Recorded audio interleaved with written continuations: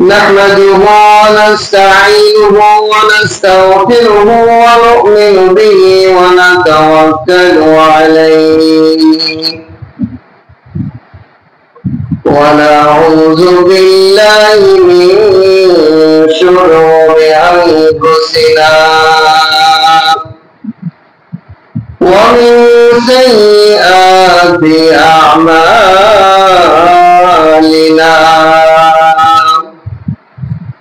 من يهده الله فلا مضل له ومن يضلله فلا هادي له ونشهد أن لا إله إلا الله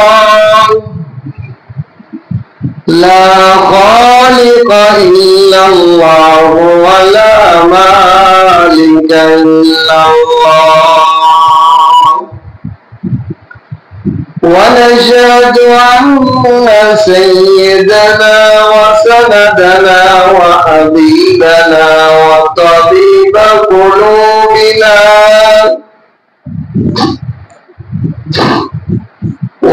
ومولانا محمدا عبده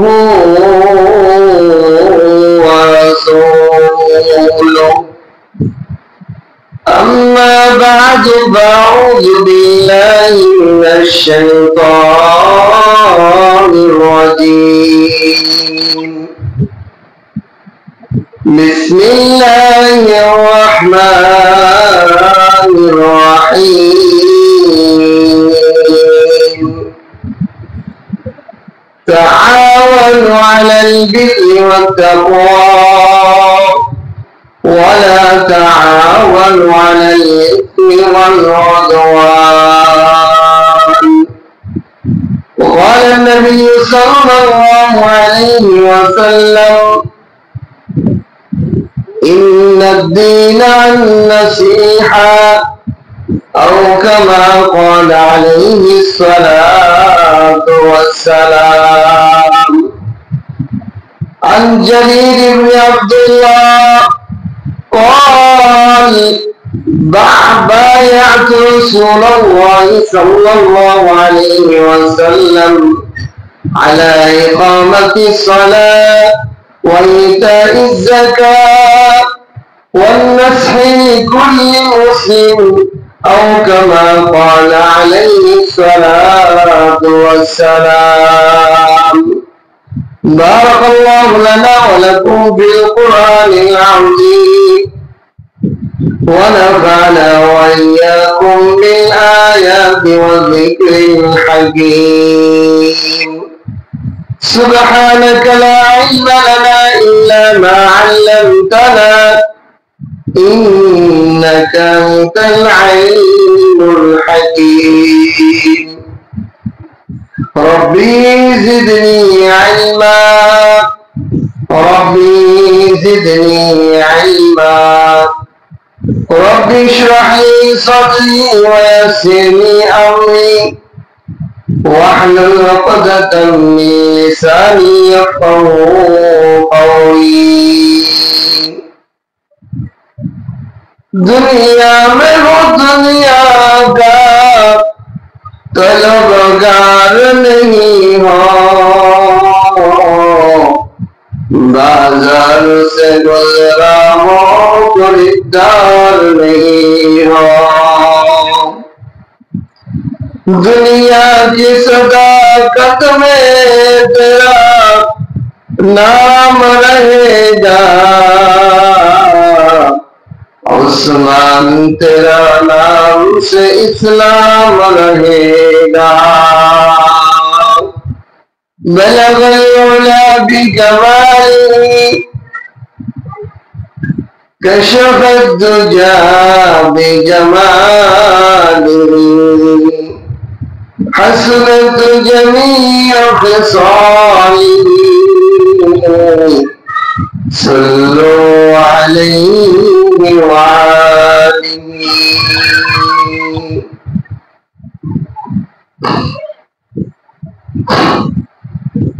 अल्लाह पाक পাকের লাখ কোটি শুকর ও সুজুদ যে মহান রব্বুল আলামিন আমাদেরকে দয়া করে মায়া করে জুমার আযানের সাথে সাথে আল্লাহর ঘর মসজিদে উপস্থিত হওয়ার জন্য তৌফিক দান করেছেন। এজন্য কালিমাতুশ শুকর আদায় করি আলহামদুলিল্লাহ।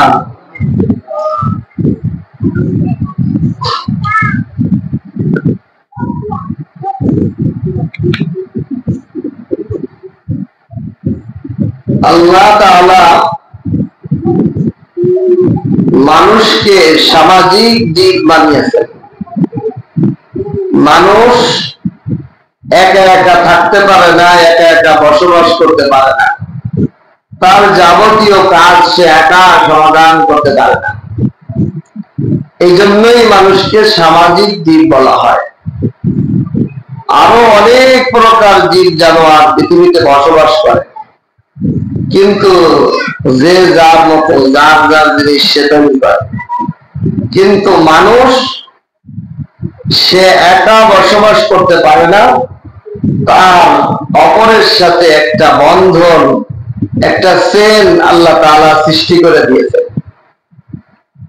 আমি একা যদি আমার ঘর বানাইতে যাই, আমার রাজমিস্ত্রি হওয়া লাগবে, কাঠ মিস্ত্রি হওয়া লাগবে, ইলেকট্রনিক মিস্ত্রি হওয়া লাগবে, আরো কত কি। কেন? আল্লাহ তাআলা আমাদেরকে এক মানুষ আর এক মানুষের উপর নির্ভরশীল করে সৃষ্টি করেছে। কেউ একা স্বনির্ভর না, একমাত্র একাই স্বনির্ভর হলো আল্লাহ। এই জন্য আল্লাহ হলো আল্লাহুস সামাদ। আল্লাহ বলেন আমি হলো অমুখাপেক্ষী, আর দুনিয়ার সব জিনিস আমার মুখাপেক্ষী। আল্লাহ তাআলা মানুষকে সামাজিক জীব বানিয়েছেন। এই সমাজে বসবাস করতে হলে মানুষ মানুষের সহযোগিতা, মানুষ মানুষের প্রতি হিতাকাঙ্ক্ষী হওয়া, কল্যাণকামী হওয়া, মানুষ মানুষের প্রতি দরদী হওয়া, সহানুভূতি প্রকাশ করা, এটা মানব সৃষ্টির একটা গুরুত্বপূর্ণ বিষয়। যে মানুষ আর এক মানুষের জন্য বিপদে আপদে সর্ব অবস্থায় একে অপরকে সহযোগিতা করবে। এই জন্যই আল্লাহ পাক কোরআনে কারীমের মধ্যে বলেন, এই যে একে অপরের প্রতি সহানুভূতি, সহযোগিতা, কল্যাণকামিতা, এটা কিভাবে আমরা করব, কোন মাপকাঠিতে করব, কোন নীতিমালার ভিত্তিতে করব। কোরআনে কারীমের একটি আয়াত আমি তেলাওয়াত করেছি। সূরা মায়েদার 2 নম্বর আয়াতে আল্লাহ বলেন, ওয়া তাআওয়ানু আলাল বিররি ওয়াত তাকওয়া।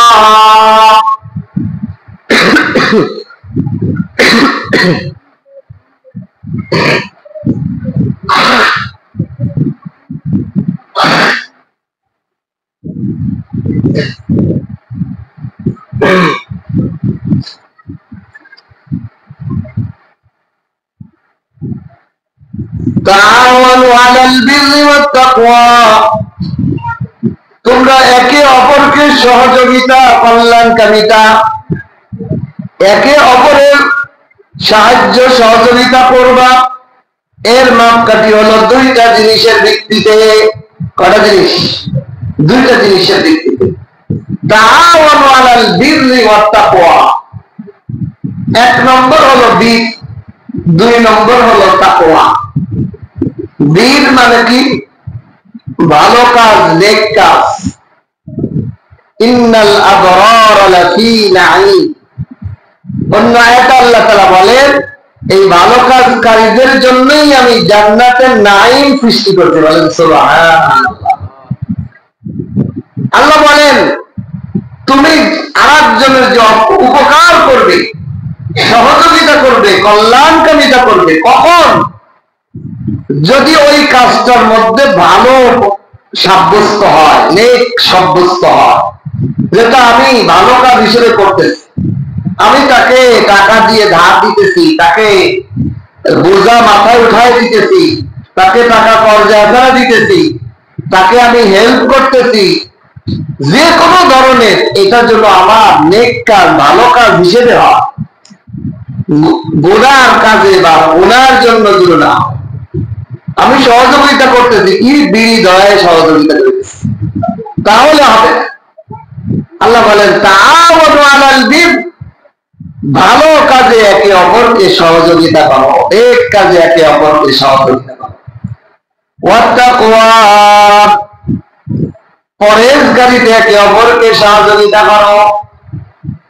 পরহেজগার, আল্লাহ ভীতি কিভাবে আমার মধ্যে আসে, কিভাবে আমার সমাজের মানুষের মধ্যে আসে, এই দিক দিয়ে একে অপরকে সহযোগিতা করো, যে আল্লাহকে যেন আমরা সবাই ভয় করি, আল্লাহকে যদি আমাদের সকল কাজে ভয় করি, এই কাজে সহযোগিতা করা। আর দুইটা বিষয়ের ভিত্তিতে সহযোগিতা, কল্যাণকারিতা করা যাবে না, সাহায্য সহযোগিতা করা যাবে না। ওয়ালা তাআওয়ানু আলাল ইসমি ওয়াল উদওয়ান,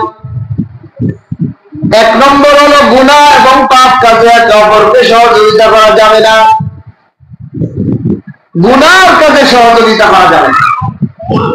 আমাদের সমাজে অনেক মুসলমান বন্ধুগণ আছেন যারা একই সাথে সমাজে বিধর্মীদের সাথে উঠা বসা, ব্যবসা বাণিজ্য, লেনদেন করে। আমার সামনে এরকম একটা ঘটনা আসছে যে যারা মুশরিক, মূর্তি পূজা করে, তারা মুসলমান ব্যবসায়ী পার্টনার অথবা একই বাজারে ব্যবসা বাণিজ্য করে, তারা এই একে অপরকে পরিচয় থাকার কারণে তাদের মূর্তি পূজা, তাদের ধর্মীয় যে পূজা অনুষ্ঠান, সেই অনুষ্ঠানে তারা টাকা চাঁদা কালেকশন করে, সেটার মধ্যে কোন মুসলমান সহযোগিতা করা যায়। কথাটা বুঝবেন খুব খেয়াল করে। একই সাথে আপনি চাকরি করেন, একই সাথে ব্যবসা করেন, একই বাজারে, একই অফিসে, এই ভিত্তিতে আপনি তাদের ধর্মীয় পূজা অনুষ্ঠানে মূর্তি বানানোর অর্থের যোগান, চাঁদা দেওয়া কোন অবস্থায় আপনার নাই। কেন? এটা গুনাহ কাজ। ঠিক এর বিপরীত যদি কোনো বিধর্মী, সেই হিন্দু হোক, খ্রিস্টান হোক, বৌদ্ধ হোক, যে কোনো মানুষ হিসেবে যে কোনো ধর্ম সে পালন করুক না কেন, সে যদি বিপদে পড়ে, খানার অভাব, তার রোগের চিকিৎসার অভাব, তার মেয়েকে বিবাহ দেওয়ার ব্যাপারে সে অভাবগ্রস্ত হয়ে গেছে, এই ক্ষেত্রে যদি আপনার কাছে সাহায্য সহযোগিতা চায়, আপনি তাকে দিতে পারবেন কি জন্য? এটা একটু দান, সহযোগিতা, এটা ভালো কাজ। এটা আল্লাহ অনুমতি দিয়েছে আপনাকে। আপনি যে কোনো ধর্মের মানুষ হোক, ক্ষুধার্ত, তাকে আপনি খানা দিবেন, এটা নেক কাজ। যে কোনো ধর্মের মানুষ হোক না কেন, সে আশ্রয়হীন, তাকে আপনি ঘর করে দিতে পারবেন। আপনি তাকে সেবা দামক যে সমস্ত বিষয় আছে সেগুলোর সহযোগিতা করতে পারবেন, কিন্তু তার গুনার কাজে আপনি সহযোগিতা করতে পারবেন না। এজন্য অনেক ভাই বলে যে হুজুর, আমাদের মসজিদ, মাদ্রাসা, মাহফিল গুলোর কালেকশন যখন আছে হিন্দুরা অত দেয়। এখানে বিষয়টা হলো, এক নম্বরে তাদের থেকে আপনি কেন নিবেন? নেওয়াই উচিত না। যদি যায় তাহলে গ্রহণ করা, কিন্তু অন্য কাজে ব্যবহার করা, সামাজিক বিভিন্ন সেবামূলক কাজে ব্যবহার করা, দিয়া মসজিদ মাদ্রাসায় না ব্যবহার করা। দুই নম্বর হলো তাকে বলা যে ভাই, আপনার টাকা আমরা গ্রহণ করতে পারি, শর্ত হলো আপনি ঈমান আনেন, এক আল্লাহ বিশ্বাসী, ঠিক কিনা? এভাবে। কিন্তু এই ওসিলাতে যদি আপনারা বলে যে আমরা আপনাদের মাহফিলে, এই জন্যই তো ফতোয়া কিতাবে আসছে, যদি কোনো বিধর্মী আমাদের মসজিদ, মাদ্রাসা, ধর্মীয় প্রতিষ্ঠানে দান করে, চাঁদা দেয়, আর পরবর্তীতে সে এইটার বাহানা দিয়ে বলে যে আমাদের পূজায় আপনাদের দান দিতে হবে, আমরা দিচ্ছি আপনাদের, তাহলে এই দান গ্রহণ করা যায়। দুই নম্বরে তারা যদি এই দান, সহযোগিতা, মসজিদ, মাদ্রাসা, মাহফিল গুলাতে সহযোগিতা করে, তারা যদি এটার উপর প্রভাব ফেলাতে চায় যে আমরাও মসজিদ, মাদ্রাসা করি, তাহলে এই সমস্ত দাতাদের দান বিধর্মীদের গ্রহণ করা যায়। এই জন্য আল্লাহ তাআলা বলেন ওয়ালা তাআওয়ানু আলাল ইসমি ওয়াল উদওয়ান, একে অপরকে সহযোগিতা করা যাবে না। পৃথিবীর মানুষ একে অপরকে সহযোগিতা করবে না গুনার কাজে, পাপ কাজে এবং সীমা লঙ্ঘন এবং অবাধ্যতার মধ্যে। অবাধ্য হওয়ার মধ্যে একে অপরকে সহযোগিতা করা যাবে না। কিরকম? একজনকে ডাকাতি করতে যাবে, এখন আপনার বন্ধু কয়েকজন মিলে কয় চল ডাকাতি করতে যাবে, আপনি ওদেরকে সহযোগিতা করতে যাবেন? অবাধ্য, তারা সমাজ নষ্ট করবে, মানুষের মাল লুণ্ঠন করবে, এই কাজে আপনি সহযোগিতা করবেন না, অবাধ্য। দেশের বিশৃঙ্খলা সৃষ্টি করার জন্য যারা আপনার কাছে সাহায্য সহযোগিতা চায়, তাকে সহযোগিতা করা যাবে যাবে না, কেন? সে অবাধ্য। আল্লাহ যেন বলেন ওয়ালা তাআওয়ানু আলাল ইসমি ওয়াল উদওয়ান, গুনাহ এবং অবাধ্য কাজে একে অপরকে সহযোগিতা সাহায্য করবে না। এখন এই হলো আয়াতের অর্থ। যে হাদিস তেলাওয়াত করেছি, হাদিসের মধ্যে ছোট্ট একখানা হাদিস আবু দাউদ শরীফে আসছে, ইন্নাদ দীন আন-নাসিহা। হাদিসটা ছোট কিন্তু এর মর্ম অর্থ মহা। নিশ্চয়ই দিন, ধর্ম, ইসলাম যে ধর্ম, এটা মূল জিনিস হলো আন-নাসিহা, কল্যাণকামিতা। আমাদের ইসলাম ধর্মের মূল কথা কি? কল্যাণকামিতা। আল্লাহ রাসূল বলেন ইন্না, নিশ্চয়ই নিশ্চয়ই, দিন, এই ধর্মের নিয়ম নীতিমালা হলো, নিয়ম নীতিমালার মূল একটা বিষয় হলো আন-নাসিহা, কল্যাণকামিতা হওয়া। দেখেন আপনি ইসলামের সব বিষয়গুলোর মধ্যে যদি তাকান, আপনি যদি কল্যাণকামী না হন, আপনার এই ধর্ম পালন করার জিরো, কোন ফলাফল দেওয়া হবে না। আপনি যদি একা একা টাকা কামাই একাই খান, আপনার আশপাশের গরিব প্রতিবেশী, অসুস্থ, অন্নহীন, খাদ্যহীন, বস্ত্রহীন ব্যক্তিদের সহযোগিতা না করেন, আপনার এই ধন সম্পদ আপনার জন্য আখিরাতে আপনার ধ্বংসের কারণ হবে, ঠিক কিনা? এই জন্য ইসলামের একটা মূল কথা হলো কল্যাণকামিতা হওয়া। আর এর দৃষ্টি, এর নমুনা আছে কিনা রাসূলুল্লাহ সাল্লাল্লাহু আলাইহি ওয়াসাল্লাম সাহাবাদের প্র্যাকটিক্যাল আমল।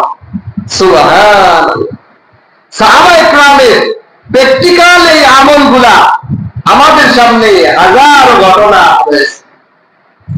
এজন্য আজকে যে বিষয়টা এই আয়াত এবং হাদিসের আলোকে আলোচনা করার ইনশাআল্লাহ নিয়ত করেছি, তার মূল বিষয়টা হলো মানব সেবা, কল্যাণকামিতা হওয়া।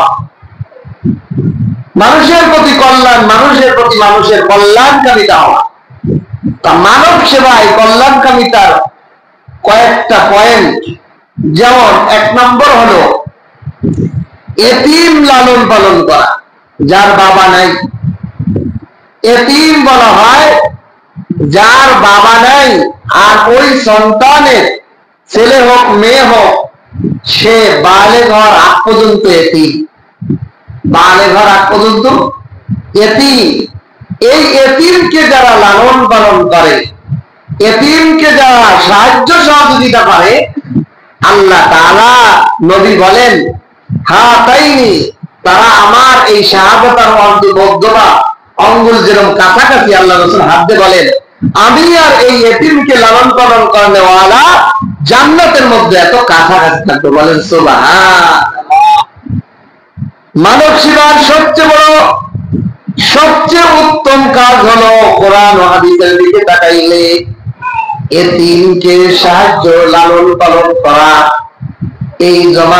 এই দুনিয়ার মধ্যে মানব সেবার সবচেয়ে বড় কাজ হলো এতিমকে লালন পালন করা অথবা সাহায্য সহযোগিতা করা।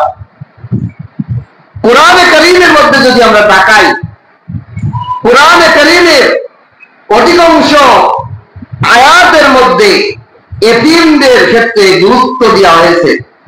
এতিমদের ক্ষেত্রে দান, খয়রাত, বিভিন্ন জিনিসের ক্ষেত্রে এতিমকে গুরুত্ব দেওয়া হয়েছে। আল্লাহ তাআলা কোরআনে কারীমের মধ্যে বলেন, লা তা'বুদু ইল্লাল্লাহ, আল্লাহ ছাড়া কারো দাসত্ব, কারো গোলামি, কারো আরাধনা করা যাবে না। ওয়া বিল ওয়ালিদাইনি ইহসানা, পিতা মাতার প্রতি সৎ আচরণ করবে। অবিল কুরবা, আত্মীয় স্বজনের সাথে সৎ আচরণ করবে। ওয়াল ইয়াতামা, এতিমদের সাথে ভালো ব্যবহার করবে। এতিমদের ব্যাপারে কোরআনে কারীমের মধ্যে তাদেরকে যেন কোনো ধরনের কষ্ট না দেওয়া, তার বাবা নাই বলে আমি চাচা, আমি মামা, আমি আপনজন কেউ, তাকে যেন আমি এমন কোন কষ্ট না দিই, সে যেন এরকম হাহাকার না করে, আল্লাহ আমার বাবা থাকলে আজকে আমাকে এমন কেউ করতে পারত না, বলে দিলেন। অনেক সময় এতিম সন্তানের উপর এমন ধমক, এমন কাজ চাপায় দেওয়া হয়, সে দিল থেকে বলে, আরে আমার বাবা যদি বেঁচে থাকতো, আজ আমার এই বিপদে আমাকে কি করতো, উদ্ধার করতো, আমার আর কেউ। এরকম যেন সে হায় হতাশ না করতে পারে, তার প্রতি ইহসান, দয়া করা। ওয়াল ইয়াতামা ওয়াল মাসাকিন, এতিম মিসকিনদের প্রতিও দয়া, অনুগ্রহ করা, তাদেরকে ভালোবাসা দেওয়া, তাদের প্রতি ভালোবাসা প্রকাশ করা, তাদেরকে যতটুকু সম্ভব ততটুকু ভাবে তাদেরকে সেবা যত্ন লালন পালন করা।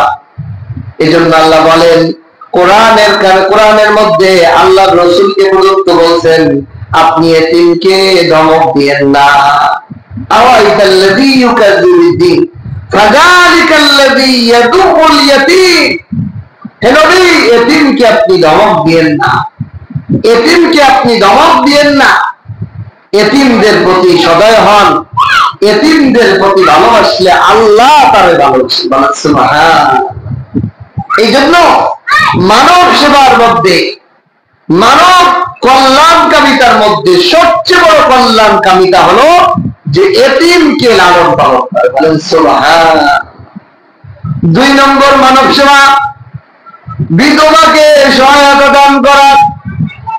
আমাদের সমাজে বিধবাকে কেউ বিবাহ করতে চায় না। সমাজে তো 2-3টা বিয়ে করলেই খারাপ দৃষ্টিতে দেখে, কিন্তু কেউ যদি দ্বিতীয় বিয়ে, তৃতীয় বিবাহ অথবা প্রথম বিবাহ কোন বিধবাকে আশ্রয় দেওয়ার বিয়ে হতে পারে, আল্লাহ রাসূল বলেন, সে এই কাজটা করার সাথে সাথে, বিবাহ বন্ধনে আবদ্ধ করার সাথে সাথে, সেই দিন থেকে প্রতি বছরের সারা বছর রোজা রাখার সওয়াবটা আমলনামায় দান করা হয়।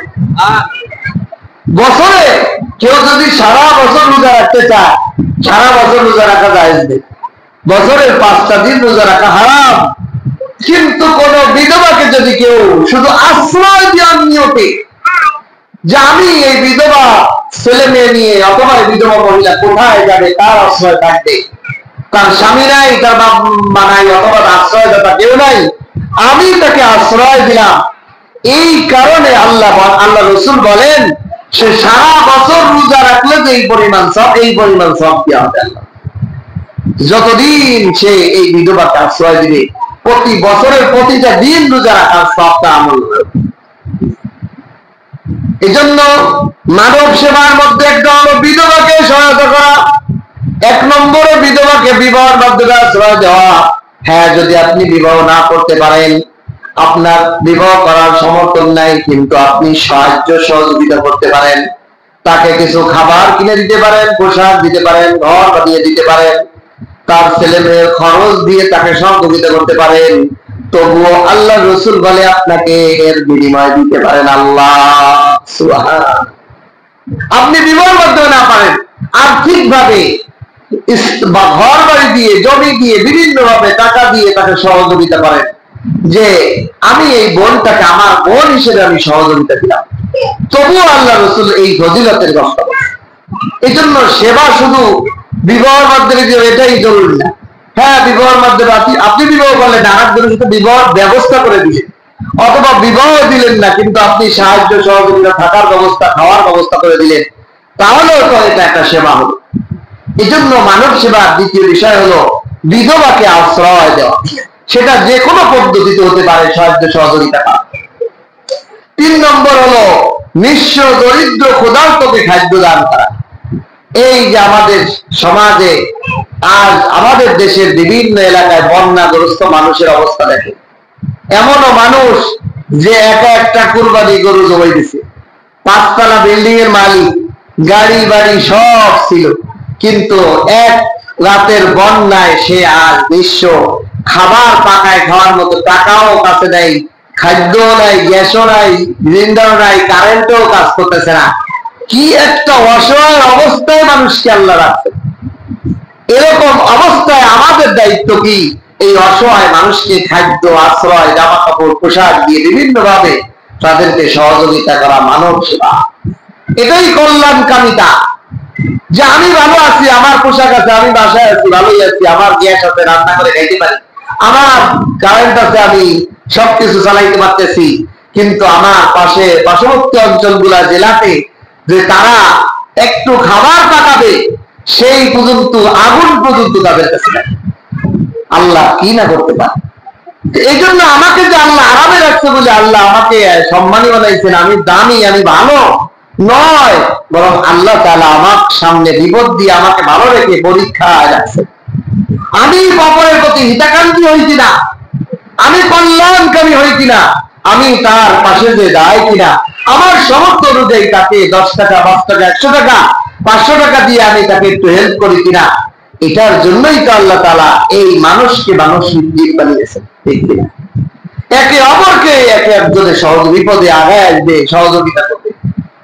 একজন মহিলাকে চাউল আর ডাল দিয়ে উনি বলতেছেন যে আমি যে চাল আর ডাল পাকায় খাবো কি, গ্যাসের চুলা নাই, কাগজ নাই, কোনো কিছু নাই, আমি এটাতে কি করবো বলে।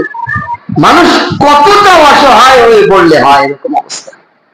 এই জন্য এই সময় আমাদের দায়িত্ব, আমাদের অবস্থান থেকে যে যতটুকু পারি মানব সেবায় আগে আসা।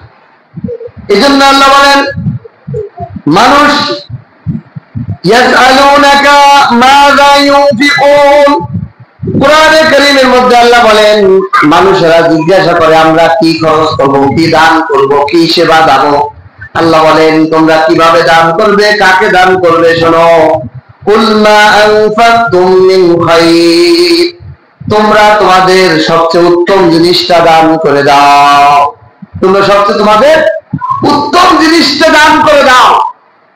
فللوالدين والأقربين واليتامى والمساكين وابن السبيل, তোমরা তোমাদের বাবা মাকে উত্তম জিনিস দান করো, তোমরা তোমাদের নিকট আত্মীয়দের দান করো, তোমরা তোমাদের এতিমদের দান করো, তোমরা মিসকিনদের দান করো। এতিম এবং মিসকিন আমাদের সমাজে অনেকে বোঝে না। আমাদের সমাজে যে আমরা যারা মাদ্রাসা প্রতিষ্ঠানে আছি, অনেকে আসে যে হুজুর এতিম আছে কিনা। এতিম আর মিসকিন এগুলো বোঝে না সবাই। কোরআনে কারীমের মধ্যে এতিম বলা হয়, এতিম তো বললাম যে এতিম হলো যার বাবা নেই, মা না থাকলে এতিম হয় না, বাবা থাকলে যদি বাবা পাইছে কিন্তু মা নাই তাহলে এতিম হয় না। এতিম হলো বাবা নাই। 2 নম্বর হলো সে বালেগ হয়নি, তাহলে এতিম। এতিম যদি বালেগ হয়ে যায় আর এতিম থাকে না, বুঝতে পারছো? আর মিসকিন বলা হয় যার কাছে বিভিন্ন আকাবির, বিভিন্ন মুফাসসিরিন বিভিন্ন ব্যাখ্যা করেছেন। কেউ বলেছেন মিসকিন বলা হয় যার কাছে একদিন পরিমাণ খাবার থাকে। কেউ বলেছেন মিসকিন বলা হয় যার উপর যাকাত ফরজ হয় নাই, সেই মিসকিন, তারও দান করা যায়। যার উপর যাকাত, কুরবানি ওয়াজিব হয় নাই, ফিতরা ওয়াজিব হয় নাই, তারা সকলেই মিসকিন হতে পারে। 10,000 20,000 টাকা আছে কিন্তু তার উপর যাকাত, ফিতরা, কুরবানি ফরজ হয়নি, ওয়াজিব হয়নি, তাহলে সেও মিসকিন।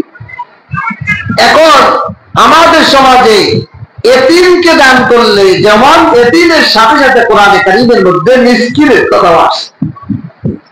এতিম দেখা যায় আমাদের সমাজে এতিমকে সবাই ভালোবাসে, এই জন্য মোটামুটি এতিমের একটা ভালো অবস্থা থাকে, কিন্তু আমাদের সমাজে যারা মিসকিন তাদেরকে কেউ খেয়াল করি না। মাদ্রাসা গুলাতে দেখা যায় কোন দাতা এসে বলে হুজুর এতিম কয়জন আছে, আমি এতিম কয়জন দেখালে জামা বানাবো। এখন এতিম আছে ধরেন 2 জন আর মিসকিন আছে 20 জন, মিসকিন মানে ওই বাবা রিক্সা চালায় অথবা দিন মজুর, কোন রকম টাকা দিতে পারে না, খুবই গরিব অসহায়, কোন রকম মাদ্রাসায় ছাত্র দিছে, বেতন ঠিক করে দিতে পারে না, এদেরকেও দান করলে যেরকম সব, এতিমকে দান করলে এরকম সব। কোরআনে কারীমে যত জায়গায় এতিমের কথা আছে তার সাথে সাথে মিসকিনের কথা আছে। মিসকিন তারাও মিসকিন, এই জন্য এই এতিম মিসকিন তাদেরকেও আমরা এতিমদের দান করব, মিসকিনদেরকেও দান নেই। অনেক গরিব ছাত্র থাকে, গরিব, তাদের বাবা গরিব, সে গরিব, দেখা যায় ও কিতাব কিনতে পারে না, পোশাক কিনে পড়তে পারে না, একটা পোশাক দুটা পোশাক নিয়েই সারা বছর কাটায়। এদেরকেও দান করা, এদেরকেও সহযোগিতা করা মানব সেবা। আল্লাহ রাসূল বলেন, এতিম দরিদ্র নিঃস্ব ক্ষুধার্তদেরকে খাদ্য দান করা, ক্ষুধার্তদেরকে খাদ্য দান করা, তাদেরকে খাদ্য দেয়া, এই যে অসহায়কে, যে কোনো অসহায় ক্ষুধার্ত দরিদ্র মানুষকে সহযোগিতা, সবচেয়ে বড় পৃথিবীতে সবচেয়ে বড় নমুনা উদাহরণ কি জানেন? আল্লাহু আকবার। রাসূলুল্লাহ সাল্লাল্লাহু আলাইহি ওয়াসাল্লাম যখন মক্কা থেকে মদিনায় হিজরত করলেন, মক্কা থেকে মদিনায় যখন হিজরত করছেন, এই হিজরতের আগে আল্লাহ রাসূল সাল্লাল্লাহু আলাইহি ওয়াসাল্লাম 40 জনের একটা কাফেলা দিয়ে প্রথমে আবেসিনিয়া হাবশায় পাঠাইছে। জাফর বিন সাদেক, জাফর ইবনে আলী, জাফর ইবনে আবু তালেব, যিনি আল্লাহ রাসূলের চাচা, আলী রাদিয়াল্লাহু আনহু ভাই, তার নেতৃত্বে আল্লাহ রাসূল সাল্লাল্লাহু আলাইহি ওয়াসাল্লাম একটা কাফেলা প্রথম মক্কা থেকে আবেসিনিয়ায় হিজরত করে। কাফের মুশরিকদের নির্যাতনে, কিন্তু পরবর্তীতে আল্লাহ রাসূল মক্কায় যখন টিকতে পারলেন না, তখন নিজেও বাধ্য হয়ে আল্লাহর আদেশে উনিও হিজরত করলেন মদিনায়। মদিনায় যাওয়ার পর যাকে যাকে মুসলমানরা মদিনার দিকে হিজরত করে যাইতেছে, এখন এত মুসলমান যখন মদিনায় যাইতেছে, মুহাজির যারা হিজরত করে তাদেরকে মুহাজির বলা, আর যাদের কাছে হিজরত করছে তাদের মধ্যে থেকে এই অসহায় মুহাজির যারা ঘর নাই, বিবি নাই, টাকা নাই, ব্যবসা নাই, বাণিজ্য নাই, সব মক্কায় ফেলে দিয়ে চলে গেছে আল্লাহ রাসূলের সাথে। ওই সময় হিজরত করা ছিল ওয়াজিব। হিজরত যে করে না তার ঈমান থাকতো না, হিজরত যে করে সে ঈমানদার, আর যে হিজরত করতো না সে বেঈমান। এরকম একটা পরিস্থিতি ছিল। এখন ওই সময় কারো ব্যবসা প্রতিষ্ঠান, দোকান, ঘর বাড়ি সব ফেলে রেখে আর এক দেশে চলে যাওয়া কত বড় বিষয় না, কত বড় ত্যাগ। এই ত্যাগ স্বীকার করে মুসলমান রাসূলের সাহাবারা যখন মদিনায় গেলেন, মদিনার যারা সাহাবীরা ছিলেন, রাসূলের অনুসারী ছিলেন, তারা হয়ে গেলেন আনসার। কেমন সেবা! পৃথিবীর ইতিহাসে কোন লিডার, কোন দলীয় কর্মী, কোন দলীয় সহযোগিতা এরকম পাওয়া যায় না। রাসূলুল্লাহ সাল্লাল্লাহু আলাইহি ওয়াসাল্লামের সাহাবারা যে নমুনা দেখাইছে, বলেন সুবহান। রাসূলুল্লাহ সাল্লাল্লাহু আলাইহি ওয়াসাল্লাম মুহাজির ভাইদেরকে সামনে নিয়ে, আনসার ভাইদেরকে সামনে নিয়ে, যারা সাহায্যকারী তাদেরকে সামনে নিয়ে একটা ভাষণ দিলেন।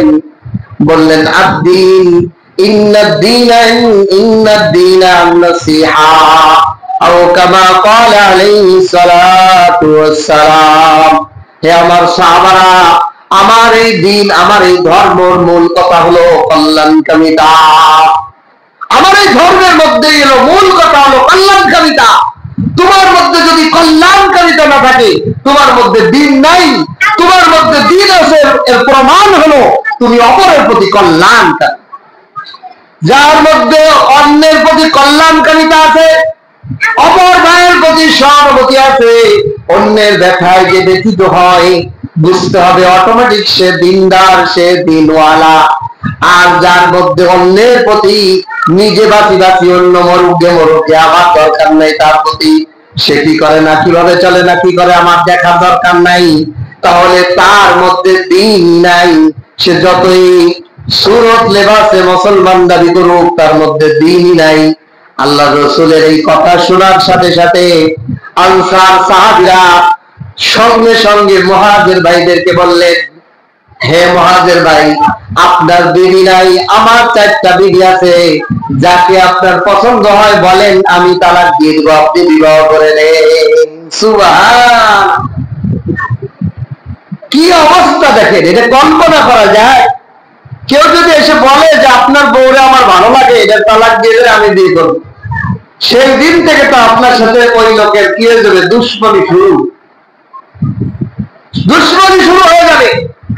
কিন্তু সাহাবায়ে কেরাম কেমন ছিলেন, যে আমার ভাই ঘর বাড়ি বিবাহ সব ছেড়ে চলে এসেছে, আমার বিবিদের মধ্যে তোমার যেই বিবিটা ভালো লাগে আমি তালাক দিয়ে দেবো, তুমি বিবাহ করে দাও।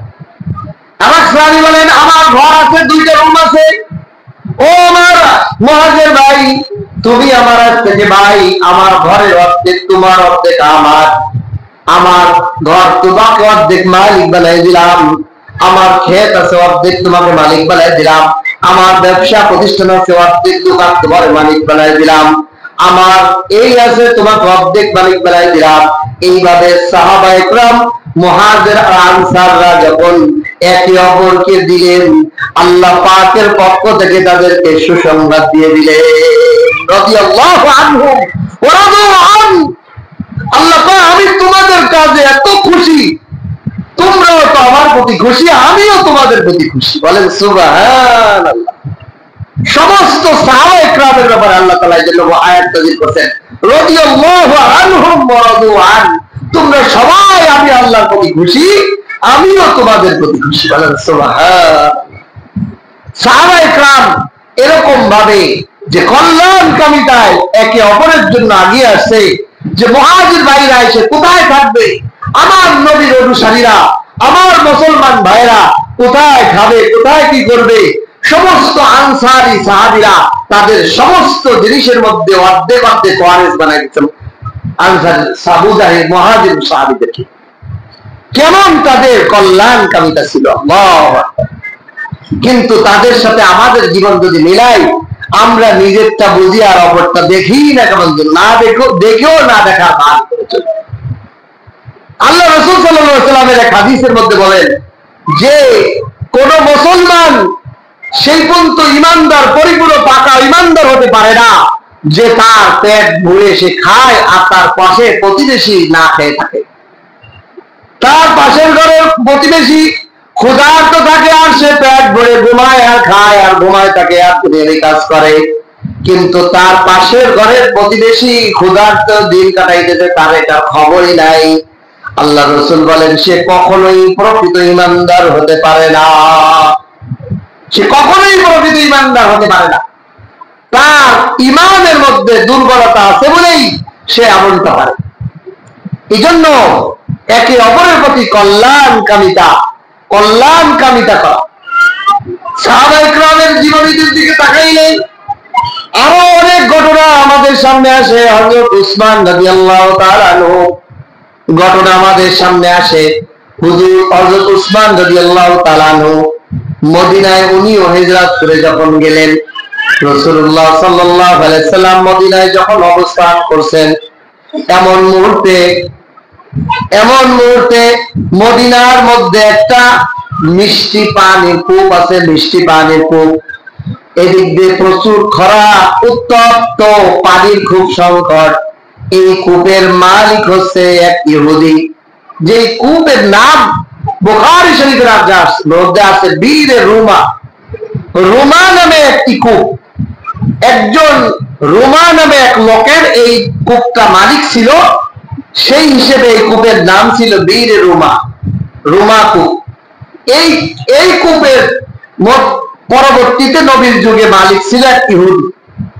এই ইহুদিরা যখন মুসলমানরা এই কূপের পানি তারা নির্দ্বিধায় দিত না, তারা এই কূপের পানি বিক্রি করত।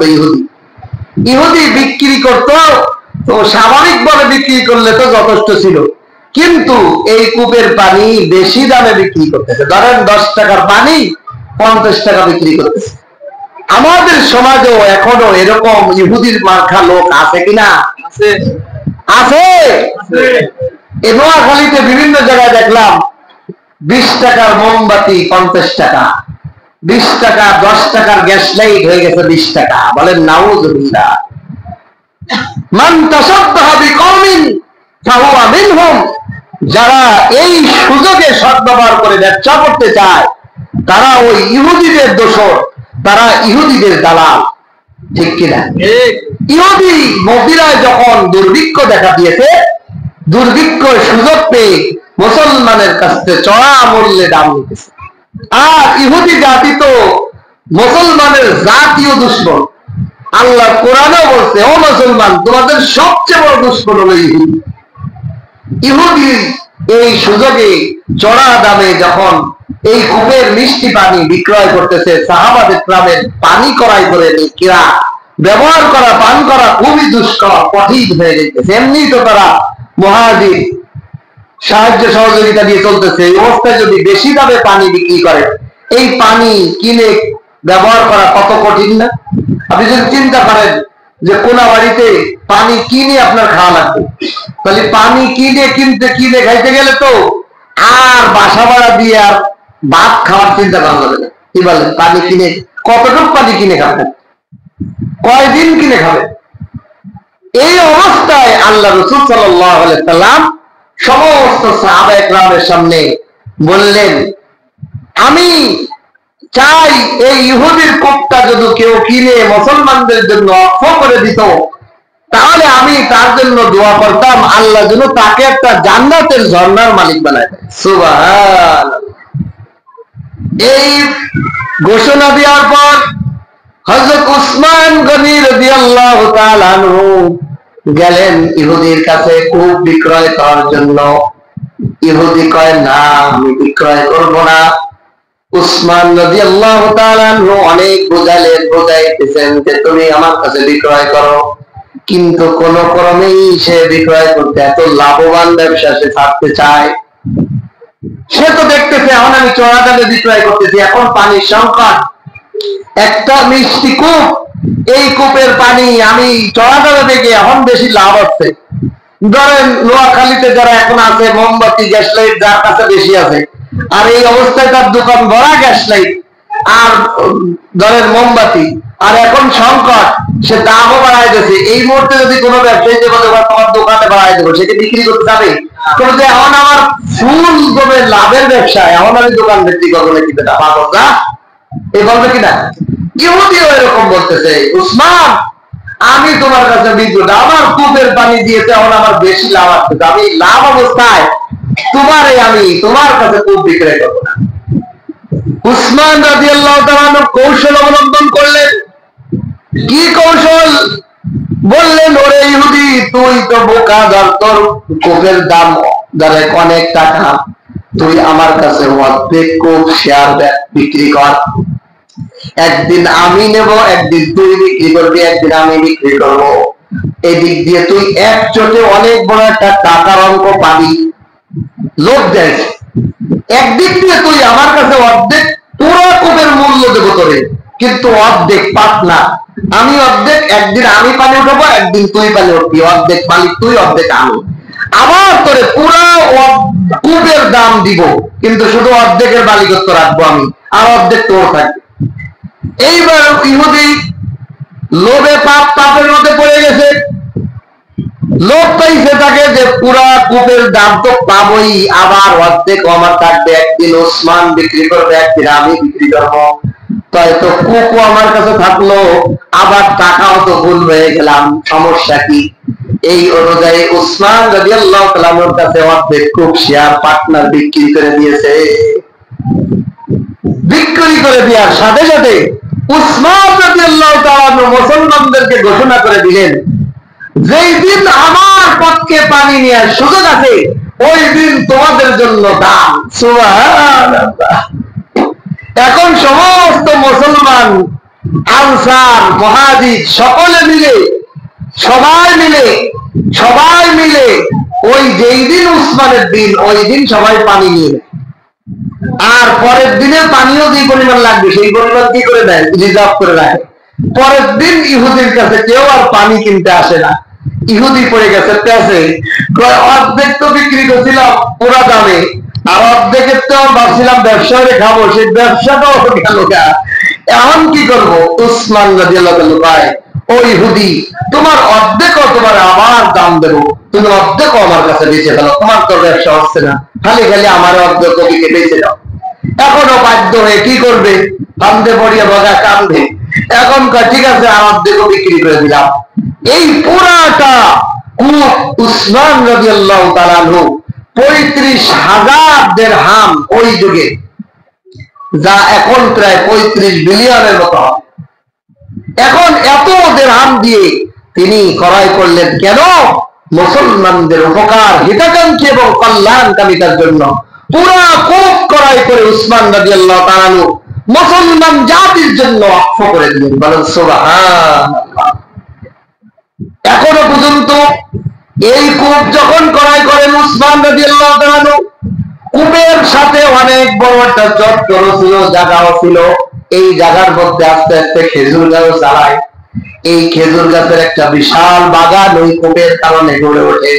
সেখানে হাজার হাজার প্রায় 1600 মতো খেজুর গাছ এখানে উৎপাদিত হয়েছে। বর্তমানে সৌদি সরকারের যে অর্থ মন্ত্রণালয়, কৃষি মন্ত্রণালয়, এই কৃষি মন্ত্রণালয়ের দায়িত্বে এই উসমান রাদিয়াল্লাহু তাআলা সেই কূপ এবং 1600 গাছ বিশিষ্ট খেজুর বাগান এই কূপের পাশে এখনো পর্যন্ত কৃষি মন্ত্রণালয়ের দায়িত্ব আছে। বলেন সুবহানাল্লাহ। এই সদকায়ে জারিয়া উসমান রাদিয়াল্লাহু তাআলার নামে চলতেছে।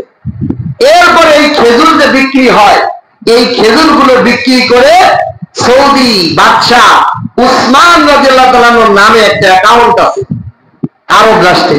এই অ্যাকাউন্টের মধ্যে এর কিছু টাকা রাখে আর এতিম বিধবাদের জন্য বাকিটা দান করে। এইভাবে টাকা জমা হইতে হতে বিশাল একটা টাকার অঙ্ক জমা হয়েছে।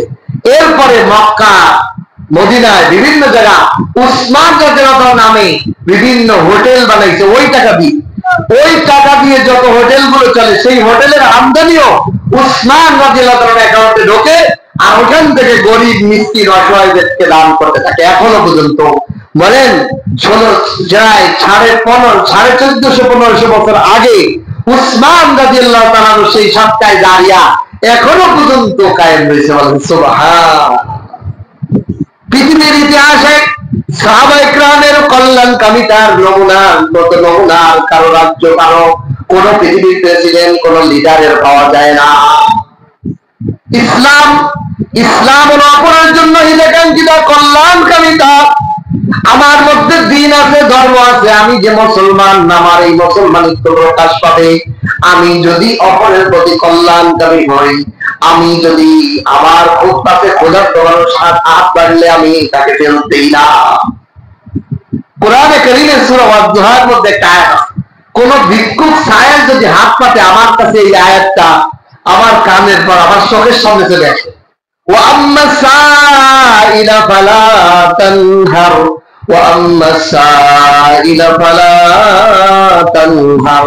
আল্লাহ বলেন, ও নবী, সূরা ওয়াদ-দুহার মধ্যে আল্লাহ বলেন, ও নবী, কোন সায়েল, কোন ভিক্ষুক যদি আপনার কাছে হাত পাতে, খাদ্য চায়, বস্তু চায়, পোশাক চায়, কোন অসুস্থ মানুষ যদি সুস্থতার চিকিৎসার জন্য হাত পেতে দেয়, আপনি তাকে না নিষেধ করেন না, ফালা তানহা, আপনি তাকে মুখের উপর না বলে দিয়েন না। আল্লাহ পাক নবীকে ধমক দিন, নবীকে সতর্ক করছেন, ও নবী, কোন অসহায়, কোন দরিদ্র, কোন ক্ষুধার্ত, কোন পোশাকহীন ব্যক্তি যদি আপনার কাছে হাত পাতে, আপনি তাকে না বলুন।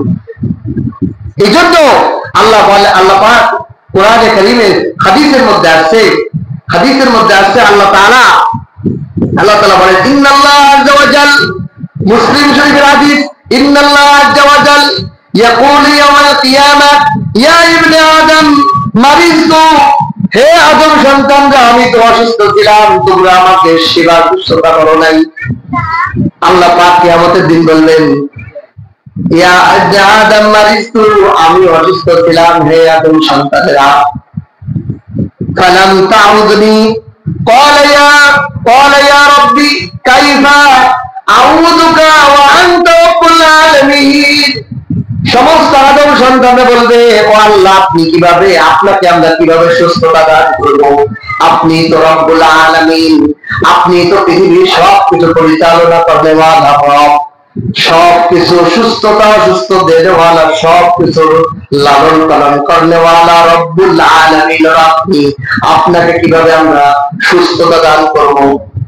আল্লাহ তাআলা বলবেন, ক্বালা আমা আলিমতা আন্না আবদি ফুলানান মারিদা, তোমরা কি জানো না আমার অমুক বান্দা অসুস্থ ছিল? তোমাদের সমাজের মধ্যে, তোমাদের বন্ধু বান্ধবের মধ্যে, তোমাদের আত্মীয় স্বজনের মধ্যে, তোমাদের পাড়া প্রতিবেশীর মধ্যে, তোমাদের অঞ্চলে অঞ্চলে অনেক মানুষ অসুস্থ ছিল, তুমি কি জানতে না? তুমি যদি ওই লোক রে মালাম তাউদনি তাউদহু, তুমি তাকে সে সুস্থতা দান করো নাই। আমা আলিমতা আন্নাকা লাউ উত্তানি লাওয়াজাতনি ইনদাহু, তুমি যদি ওই অসুস্থকে সেবা দান করতে, সুস্থতা দান করতে, রোগীকে যে তুমি হাত বোলাই দিতে, তোমার কাছে টাকা নাই, কিন্তু শুধু সাক্ষাৎ করে বলতে, ভাই ভালো হয়ে যাবেন, ইনশাল্লাহ ভালো হয়ে যাবেন, এতটুকু যে দোয়া করে আসতে, তার হাত গায়ে হাত বোলাই দিয়ে আসতে, তাকে একটু সান্ত্বনা দিয়ে আসতে, ওই অসুস্থ রোগীর কাছেই আমি আল্লাহ ছিলাম। আল্লাহু আকবার। অসুস্থ রোগীর, বিপদগ্রস্ত মানুষের পাশে যে তুমি দাঁড়াইছো, ওখানেই আমি ছিলাম, আমাকে ওখানেই পাইতে। ওই অসুস্থকে সেবা দিলে, ওই বিপদগ্রস্ত মানুষের মাথায় হাত বুলাই দিলে, তাদের কষ্টে তুমি কষ্ট অনুভব করলেই আমাকে তুমি সেখানে পাইতে। সুবহান। হাসরের ময়দানে এইভাবে আল্লাহ তাআলা বলবেন, আমি ক্ষুধার্ত ছিলাম। মানুষ বলবে, আল্লাহ আমরা তো জানি আপনি খানই না। আল্লাহ বলবে, ক্ষুধার্তকে খাওয়াইলেই আমি খাওয়া হয়ে যায়, আমার বান্দাকে খাওয়াইলে আমি খাইলাম, আমার খাবারটা তাকে দিলেই আমি খাইলাম। অন্য বস্তুহীন পোশাকহীন ব্যক্তিকে পোশাক পরাইলে আমি আল্লাহকে পোশাক পরানোর সব পালাম। এই জন্য ইসলাম হলো কল্যাণকামিতা। এই জন্য আমাদের অবস্থান থেকে এখনো আমাদের যে সমস্ত অঞ্চলগুলি বন্যায় কবলিত, আমাদের এই অঞ্চলে অনেক নোয়াখালী কুমিল্লার মানুষ আমাদের মুসল্লির ভাইদের মধ্যে আছেন, আছেন কিনা? তাদের সাথে যোগাযোগ করে আমাদের অবস্থান থেকে যার যে যতটুকু সমর্থন আছে তাদের কাছে পাঠাবো, ভাই আপনার বাড়ি নোয়াখালী, আপনার এলাকায় কোথায় কোন মানুষটা অসুবিধায় আছে, এই যে মানুষের বন্যায় হাজারো মানুষের বা মানুষ মারাও গেছে, এতিম হইছে, বিধবা হইছে, ঘর হারা হইছে, খাদ্য হারা হইছে, মানুষ ব্যবসায়ী ছিল, ব্যবসায়ী হারাই হইছে, তার কর্জে আসানা দেওয়া দরকার, তাকে সহযোগিতা করা দরকার। এভাবে যেভাবে আমরা পারি আমরা তাদের পাশে দাঁড়ানোর চেষ্টা করা। আল্লাহ তাআলা আমাদেরকে দিনদার হিসেবে, কল্যাণকামী হিসেবে যেন আমরা কিয়ামতের দিনে উঠতে পারি। আমরা যদি আজকে তাদের বিপদের পাশে দাঁড়াই, আগামী তো আমরা বিপদে পড়লে তারাও আমাদের পাশে আছে, ঠিক কিনা? আল্লাহ তাআলা যেন আমাদের দেশ ও জাতিকে সর্বপ্রকার মুসিবত, সর্বপ্রকার আসমানি জমিনি বালা মুসিবত থেকে হেফাজত করে বলেন আমিন। আমাদের প্রত্যেকের অবস্থান থেকে এইভাবে আমরা কল্যাণকামিতা, একে অপরের প্রতি সহযোগিতার হাত বাড়ায় যাব। আল্লাহ যেন আমাদেরকে এই তৌফিক দান করে বলেন আমিন। ওয়া আখিরুল হামদুলিল্লাহি রাব্বিল আলামিন।